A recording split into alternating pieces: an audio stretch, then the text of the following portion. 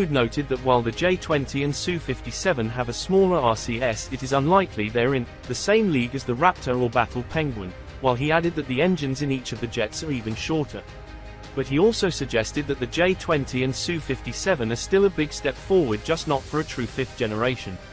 The Chengdu J-20 Mighty Dragon can be traced back to the JXX program in the late 1990s, which was actually a series of efforts initiated by Beijing to develop a domestic fifth-generation fighter.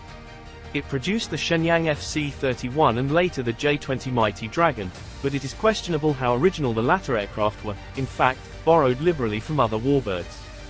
This includes the double canard design of China's J-10, an aircraft in service in China since 2005. Moscow has also showcased the capabilities of the Sukhoi Su-57 in recent years, so much so that some Russian aviation experts have suggested its capabilities exceed that of the United States Air Force's F-22 Raptor and F-35 Lightning II. Mikhail Strelets, chief designer and director of the Sukhoi Design Bureau, said in a 2018 interview that the Su-57 combines the functions of the US F-22 and F-35 fighters but outperforms them.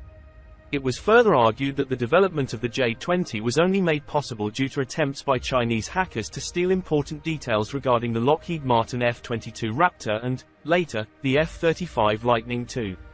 Appearance and aircraft profile are not the only similarities between the two fifth-generation fighters. In fact, development of the J-20 only really started after the F-22 was unveiled.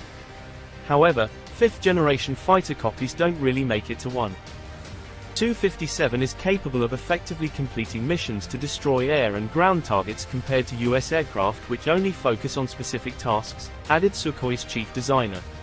This sentiment is shared by Russian military expert Alexei Leonkov, who told TASS, the Su-57 currently outperforms them in terms of the number and variety of armaments. In addition, the latest solutions, such as the second pilot as a system that facilitates aircraft control and combat operations, radar comprehensive all-seeing and cutting-edge electronic warfare systems aboard the Su-57 leave US rivals far behind. While the Chinese and Russian aircraft are likely highly capable warbirds, some US aviation experts have suggested they should not be considered fifth generation. Of course, it's worth noting that the fifth generation label was only adopted by Lockheed Martin as a marketing term, aiming to differentiate the new F-22 and F-35 stealth fighters from competitors including those produced by NATO allies. As the AviationGeekClub.com reported this week, Chinese and Russian aircraft fall far short of some of the capabilities expected of a true fifth-generation fighter. Author Dario Leone cites the insights of Adam Daymude, a former US Navy aviator. Both are twin-engined, twin-tailed. Good start. Both have slanted vertical stabilizers, although the J-20 is more so. Most likely points to J-20. They both have fuselage fused together, aim at both.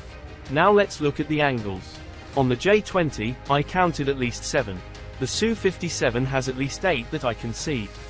And we're not even going to cover the front of the fuselage where the cockpit is because you need a supercomputer to figure out the stealth features of that part. And the buzz on the J-20 is a problem, Daymude wrote in a Quora thread discussing the fighters.